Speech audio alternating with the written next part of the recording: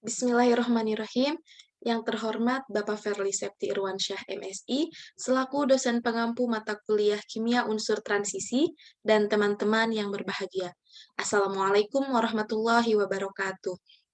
Perkenalkan, nama saya Hilda Hanifah, mahasiswa semester 5 Pendidikan Kimia UIN Sunan Gunung Jati Bandung. Pada kesempatan kali ini, saya akan menjelaskan mengenai jawaban soal UAS Kimia Unsur Transisi untuk nomor 2.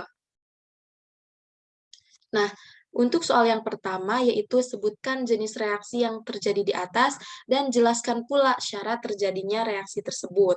Nah, untuk reaksinya yaitu CrCl3 berwarna ungu ditambah 3En, kemudian dilarutkan dengan eter yang menghasilkan CrEn 3 kali Cl3 berwarna kuning. Nah, untuk reaksi tersebut itu termasuk jenis reaksi substitusi pelarut non-air karena dilarutkan dengan eter. Syarat terjadinya reaksi tersebut yaitu yang pertama ion logam memiliki afinitas yang tinggi terhadap air, yang kedua pelarut bukan air karena tadi dilarutkan dengan eter. Nah, yang ketiga yaitu gugus ligan tidak larut dalam air. Bagaimana cara mensintesis reaksi tersebut? Nah, cara mensintesis reaksi tersebut yaitu tambahkan 100 mg seng berlumut, 266 mg CrCl3 6H2O, dan 1 ml metanol ke dalam labu alas bulat 10 ml.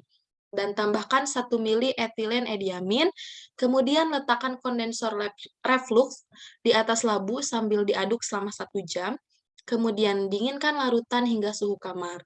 Nah, kumpulkan kristal kuning yang sudah terbentuk dengan penyaringan hisap menggunakan corong Hirsch, dan hilangkan seng yang tidak bereaksi dengan pinset.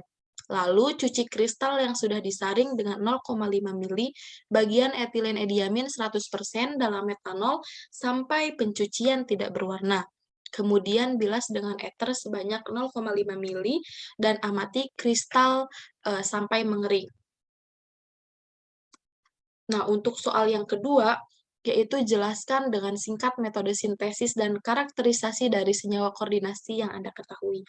Nah, untuk metode sintesis yaitu uji nyata kemampuan dalam menggunakan dan mengendalikan reaksi kimia dengan tujuan untuk menentukan senyawa atau zat baru yang belum diketahui sebelumnya, namun diramalkan akan mempunyai sifat berguna, baik untuk menguji teori maupun penciptaan produk kimia baru. Nah, untuk metode karakterisasi sendiri itu merupakan sifat khas dari senyawa koordinasi akibat perbedaan komposisi kimia. Senyawa koordinasi akibat perbedaan komposisi kimia dan senyawa koordinasi ini terbentuk secara adanya ligan yang berperan sebagai donor pasangan elektron, ion pusat atau logam yang berperan sebagai akseptor pasangan elektron asam Lewis. Nah, untuk karakteristiknya sendiri, itu ion logam pusat dan kompleks umumnya terdiri dari logam transisi, ion kompleksnya stabil, ion kompleksnya memiliki sifat yang berbeda dengan ion pembentuknya, ion kompleks dapat mempertahankan identitasnya di dalam air, sekalipun ia mengalami sedikit terdisosiasi. Nah, namun muatan ion kompleks itu merupakan penjumlahan dari ion penyusunnya, dan ion kompleks pun memiliki kestabilan yang lebih tinggi dibanding kompleks yang sama. Nah, kemudian mekanisme sintesis juga itu terbagi menjadi dua, yaitu mekanisme reaksi substitusi dan mekanisme reaksi redoks. Nah, mekanisme reaksi substitusi juga terbagi menjadi dua. Yang pertama ada mekanisme asosiatif, dan yang kedua mekanisme disosiatif. Begitupun dengan mekanisme reaksi redoks terbagi menjadi dua. Yang pertama ada mekanisme bola luar, dan yang kedua ada mekanisme bola dalam. Nah, pengertian dari mekanisme substitusi sendiri itu adalah urutan langkah-langkah dasar bagaimana reaksi berlangsung dan diklasifikasikan sebagai asosiatif, disosiatif, dan interchange. Nah, untuk mekanisme asosiatif itu terjadi apabila laju substitusi ligan kompleks bergantung pada ligan Y yang berkoordinasi dengan logam pusat dan tidak sensitif pada ligan yang keluar. Nah, X reaksinya itu mengikuti asosiatif yang meningkatkan bilangan koordinasi.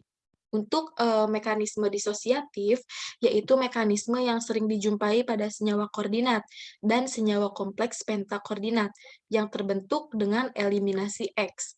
Kemudian mekanisme reaksi redok. Yang pertama ada mekanisme bola luar.